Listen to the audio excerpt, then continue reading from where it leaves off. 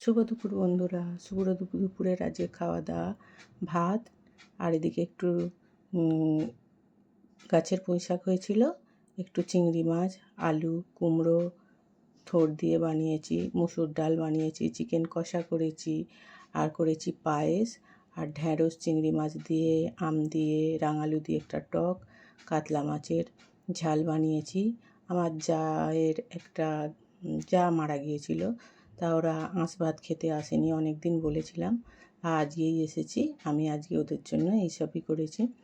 আলু পটল বেগুন কিছুই আমাকে ভাজতে দেয়নি, বলল গরম পড়েছে, এইসব খাবো না, তুই শুধু তরকারি ডাল করবি, একটু মাছ করবি। কিন্তু আমি মোটামুটি যত রকম করা যায় করেছি। তা বন্ধুরা, কেমন হয়েছে আমার আজকের রান্নাগুলো আপনারা কমেন্টে একটু আমাকে জানাবেন। ভালো লাগলে আমার লাইক দিয়ে আমার পাশে থাকার চেষ্টা করবেন। সবাই সুস্থ থাকবেন, সাবধানে থাকবেন।